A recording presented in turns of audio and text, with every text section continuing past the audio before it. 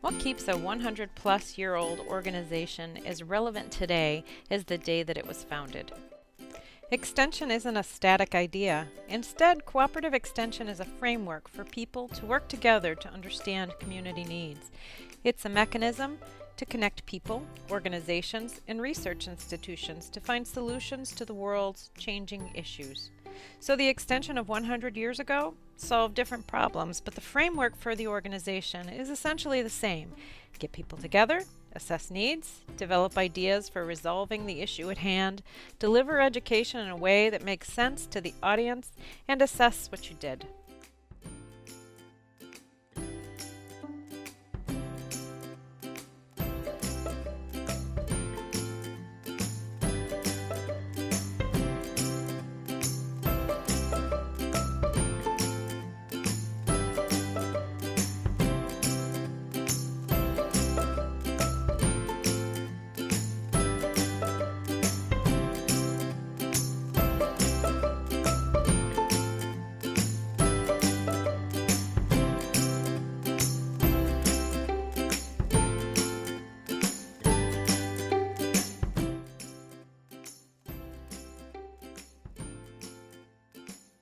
Cooperative extension was this really well thought out idea where federal, state, and local partners collaborate to fund an organization that's founded on learning the needs of our people and communities, working with those researching solutions, and teaching back lessons learned from that research. Just how did an idea this big get started? The answers might surprise you. In 1862, President Lincoln signed 3 congressional acts that shaped the U.S. agricultural history and cooperative extension.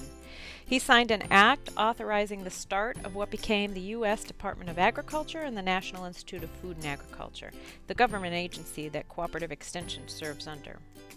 He also signed the Homestead Act, giving an applicant ownership of public domain land at no cost. This meant that 270 million acres of public land were given to people, prompting the question, how can all these new landowners learn about farming and making a living in uncharted territories?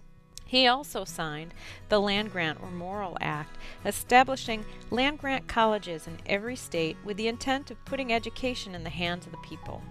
The Land Grant Act provided funds for each state to establish one college with a heavy emphasis on agriculture and providing for future pursuits and professions. Cornell University was chartered and designated as New York State's land-grant institution in 1865. In addition to the president, there were many champions moving these ideas forward. A number of them were connected to New York State. Ezra Cornell, raised in Madison County, and Andrew Dixon White, born in Cortland County, co-founded Cornell University. Ezra was an American businessman, politician, philanthropist, and educational administrator, while A.D. White was an academic, a classically trained philosopher, historian, and scholar. He became the first president of Cornell University. On the national scene was Seaman Knapp. Knapp was born in Essex County, New York, the Adirondacks. Seaman became a physician, college instructor, and later in life, a farmer. He became active in an organization called the Teachers of Agriculture and was so impressed with the demonstration agriculture teaching method that he drafted a bill for the establishment of experimental research stations, which passed in 1887, providing support and a foundation for a nationwide network of agricultural experiment stations. Back at Cornell, Liberty Hyde Bailey became the first dean of the New York State College of Agriculture at Cornell, now known as the College of Agriculture and Life Sciences. Bailey was influential in the early extension movement and a founder of the 4-H Youth Development Movement and the Nature Study Movement, among other things. He believed that people are stronger supporters of organizations when there's investment and ownership, so when they're involved. And that's a key concept in the way that cooperative extension still works today.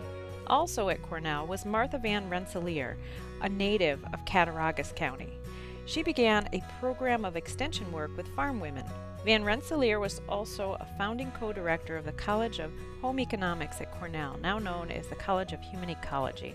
Fast forward to today. There are 103 land-grant institutions across the United States.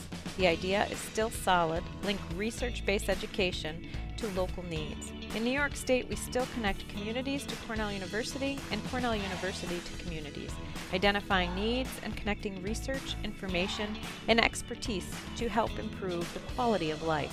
While the initiatives change, our program themes remain relatively consistent over time, making sure we have safe and adequate supplies of food across the state, protecting our natural resources, assisting families and communities to consider health and nutrition choices, helping youth and families to have experiences that lead to positive decision-making and a better life, and encouraging communities to root their decision-making in the community development process. We hope that you're growing more excited to join us as a volunteer for Cornell Cooperative Extension.